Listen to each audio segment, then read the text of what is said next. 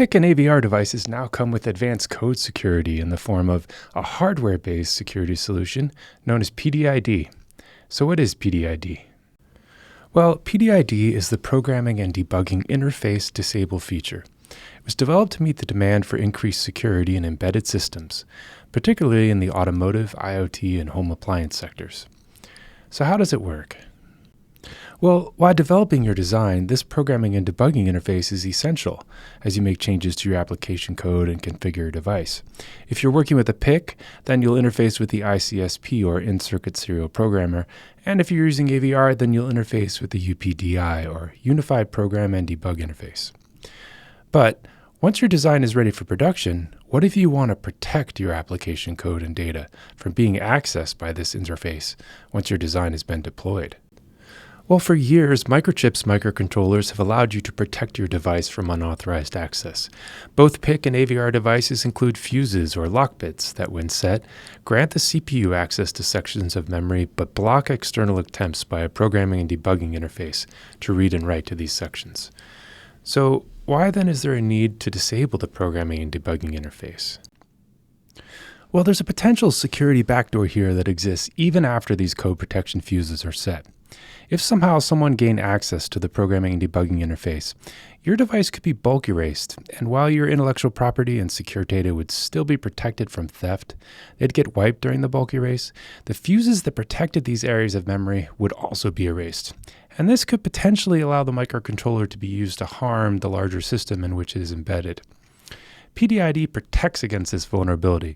It blocks all access from a programmer and debugger interface, even bulk erase attempts. And so while no security solution is impenetrable, PDID adds this additional layer of protection. So let's look briefly at some of the use cases for PDID. Well, the first case we'll look at is how to make your device one-time programmable. We sometimes call PDID the brick bit because it cements your application on the microcontroller. And this kind of hardware-based security is especially great for applications that don't require cryptographic authentication, like a car seat controller, for example. It's a straightforward method of using PDID to lock down the device and close this security backdoor. But what happens if your application changes after you've deployed it in the field?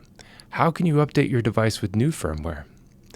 Well, to do that, you'll need to add a bootloader to program flash memory before enabling PDID.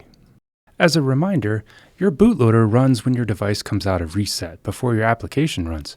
This allows it to verify and add a new application if you've updated it in the field. Writing firmware to update another firmware on a device is a non-trivial process. It requires a deep understanding of your microcontroller, the software compiler, linker options, as well as the software running the updating device. That's why Microchip now provides you with a device firmware update client library within the MPLAB IDE, as well as a host tool to program the new image on your device. This really helps simplify the process of adding a bootloader to your design. And with that bootloader installed on your device, you can now receive firmware updates in the field. The critical piece here, though, is that with PDID and memory protection fuses set, your bootloader is now considered immutable. Having an immutable bootloader guarantees that you always have a bootloader on your device and that it will never get corrupted. So now, with the bootloader on your device and PDID enabled, you have both protection and the ability to update your device through a bootloader host application.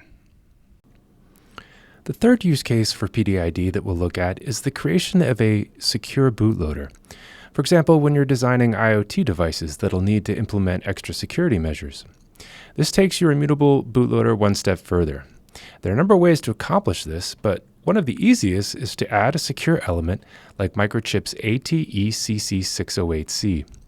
This will provide the asymmetric key signing, code signature validation, and encryption authentication between your PDID-enabled device and a bootloader host application, establishing your root of trust.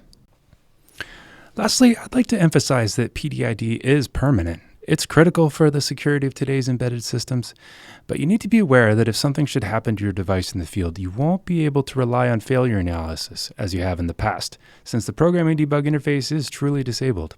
Also, you'll want to be careful about when you enable PDID. It's a one-way fuse. Our MPLAB IDE provides warnings to help you avoid accidentally enabling it, but you'll want to make sure that enabling PDID is your last step before sending your device to production. In summary, PDID is a new feature on PIC and AVR devices that provides a strong, hardware-based security solution. By setting the feature during production, your application firmware and data is safeguarded, and your device cannot be used to harm the systems in which it is embedded.